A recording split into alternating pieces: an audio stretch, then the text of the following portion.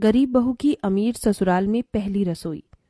अनामिका बिटिया, ओ अनामिका बिटिया, खाना बनकर तैयार हुआ कि नहीं?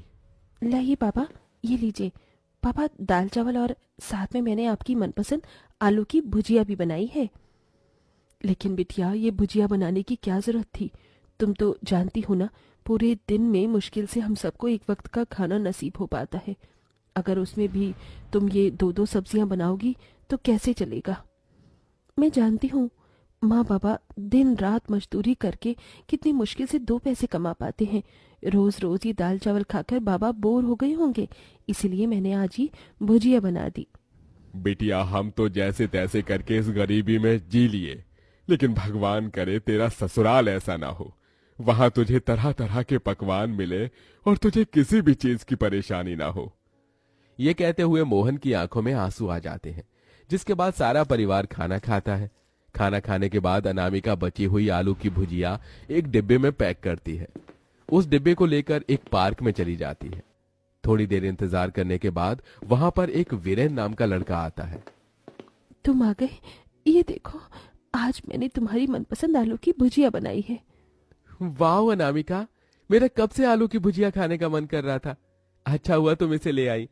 मुझसे बिना मिले और बिना बोले मेरी मन की बात कैसे जान लेती हो? प्यार करती हूँ इसीलिए।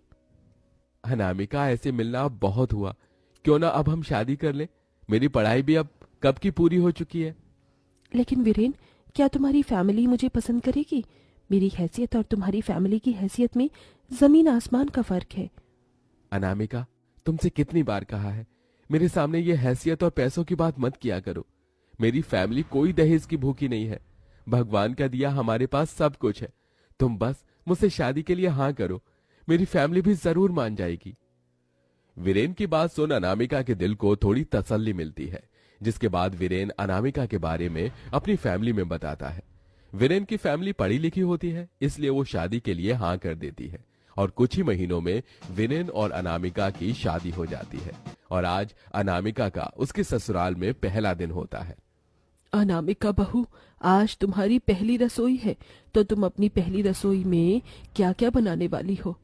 माँ जी, आप जो बोलेंगी मैं वो बना दूंगी। ठीक है बहू, आज तुम अपनी पहली रसोई में 56 भोग बनाओ। इस 56 भोग के अंदर पनीर की सब्जी, मिक्स वेज, पालक पनीर, भिंडी, पुलाव, आलू और पनीर के पराठे, रायता, चटनी, पापड़, वेज बिरयानी, गाजर का हलवा, सूजी का हलवा, बेसन के लड्डू, मोतीचूर के लड्डू, जलेबियाँ, मलाई कोफ्ता, नान और चाप बनाना। भाभी, मैं वीगन हूँ तो मैं ये सब चीजें नहीं खाती। अब मेरे लिए चीज सैलेड, टोफू सैंडविच बना देना। क्या? टोफू? हे भाभी, टोफू? क्या आपको टोफू नहीं पता? अगर मैंने इनसे कह दिया कि मुझे टोफू नहीं पता तो ये मेरा बहुत मजाक बनाएंगे। नहीं नहीं, मुझे पता है। ठीक है बहू, तो शुरू हो जाओ अपनी पहली रसोई की रस्म के लिए। अनामिका किचन में जाती है और खाना बनाने लग जाती है। इतना सारा खाना तो अनामिका ने कभी देखा भी नहीं था, इसलिए उसे ये सब बनाने में काफी ज्यादा परेशानी होती है। बचपन से लेकर बड़े होने तक मैंने अपने मायके में सिर्फ दाल चावल, आलू की सब्जी और 2 हरी सब्जी ही खाई है। लेकिन यहाँ तो न जाने मुझे क्या क्या बनाना पड़ रहा है। आधी चीजें तो मुझे पता ही नहीं। एक काम करती हूँ, यूट्यूब की मदद से देखकर खाना बना लेती हूँ।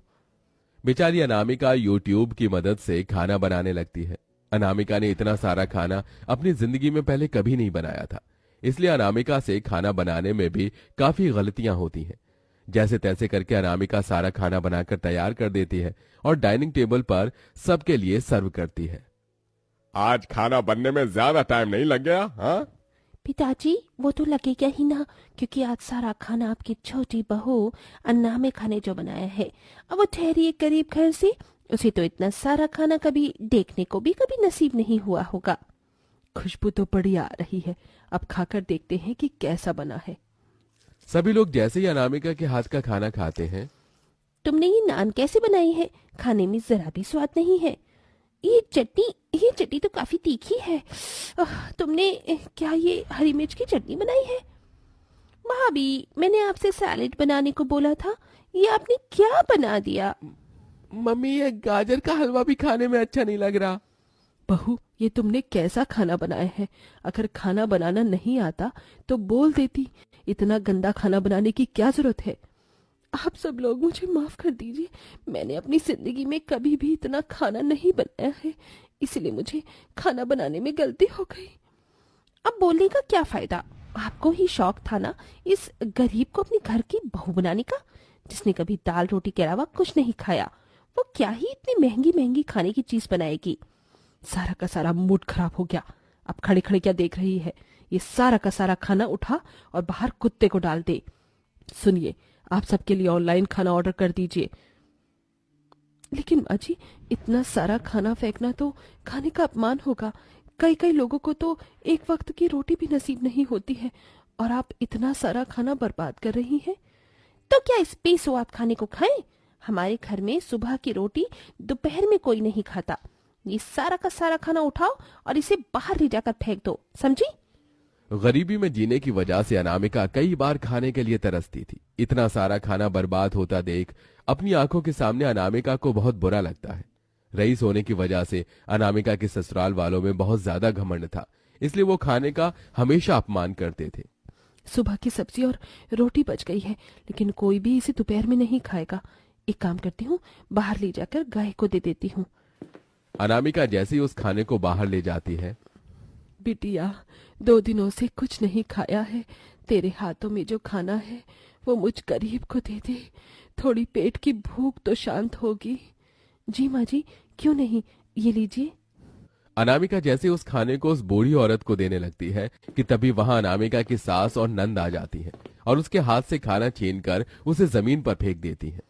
तेरी हिम्मत कैसे हुई हमारे घर का खाना इस गरीब को देने की? लेकिन माँ जी, आप लोग ही तो कहते हो कि एक वक्त खाना आप दूसरे वक्त में नहीं खाते। ये सुबह का खाना था, इसलिए मैंने इसे फेंकने की बजाय इन बूढ़ी अम्मा को दे दिया। इस गरीब की इतनी औकात नहीं है कि हमारे घर का इतना महंगा खाना खा सके, समझी? अब चल अंदर। अपनी नंद और सास की बात सुन अनामिका को बहुत दुख होता है और वो चुपचाप अंदर चली जाती है। अनामिका अक्सर देखा करती थी कि उसके ससुराल वाले खाने की किस तरह से बर्बादी करते हैं, जिसके चलते अनामिका हमेशा परेशान रहती थी। क्या हुआ अनामिका, तुम मुझे कुछ दिनों से परेशान दिख रही हो? तुम तो जानते हो कि मैं एक गरीब परिवार से हूँ। मेरे यहाँ एक दिन का खाना भी हम 2 दिन तक खाते थे, लेकिन यहाँ एक वक्त का खाना भी दूसरे वक्त में कोई नहीं खाता। बस इतनी सी बात? मेरे पास इसका बहुत अच्छा सलूशन है। वीरेन अनामिका को अपना प्लान बताता है, जिसके बाद दोनों पति पत्नी किचन और स्टोर रूम से सारा का सारा राशन छुपा देते हैं। भाभी, बहुत भूख लगी है, अभी तक खाना नहीं बना क्या? वो क्या है ना, घर में राशन खत्म हो गया और स्टोर में भी राशन नहीं है, तो हम लोग बाहर से ऑनलाइन खाना ऑर्डर कर लेते हैं। नहीं भाभी, ऐसा नहीं हो सकता। हमारे घर की तरफ आने वाला रोड पर कंस्ट्रक्शन का काम चल रहा है, इसलिए कोई भी खाने की डिलीवरी लेकर हमारे घर पर नहीं आ सकता। खाना न होने की वजह से अब पूरे परिवार की धीरे धीरे भूख से हालत खराब होने लगती है। मुझे तो बहुत तेज की भूख लगी है, भूख के मारे मेरी जान निकली जा रही है। अरे मेरे तो पेट में दर्द भी शुरू हो गया है। बहू, घर में कुछ खाने को है क्या? नहीं माँ जी, घर में तो कुछ भी नहीं है। आप ही तो बचा हुआ सारा का सारा खाना फेंक देती हो। अगर आप ऐसे खाने की बर्बादी नहीं करती तो आज आप सबको ऐसे भूखे नहीं रहना पड़ता। बहू, तू ठीक कह रही है। आज खाना न होने की वजह से हम सभी लोगों को खाने की अहमियत समझ आ रही है। मैं तो घर में सबसे बड़ा हूँ, उसके बावजूद भी मैंने खाने की बर्बादी की और किसी को रोका तक नहीं। अब से हम में से कोई भी खाने की बर्बादी नहीं करेगा। पिताजी, आप बिल्कुल ठीक कह रहे हैं। मुझे भी अपनी गलती पर पछतावा है। पूरे परिवार को अपनी गलती का एहसास होता देख वीरेन और अनामिका बहुत खुश होते हैं। मुझे बहुत खुशी हुई। क्या आप सबको अपनी गलती का एहसास हो गया? राशन खत्म नहीं हुआ है, बल्कि हमने तो राशन छुपा दिया था। हाँ माँ, पिताजी, ताकि आप लोगों को अपनी गलती का एहसास हो सके। अनामिका ने तो कब का खाना बनाकर रख दिया है। अनामिका वीरेन की वजह से पूरे परिवार को खाने की अहमियत के बारे में पता चल गया था, जिसके बाद अब पूरा परिवार कभी भी खाने की बर्बादी नहीं करता है और हमेशा खाने की इज्जत करता है।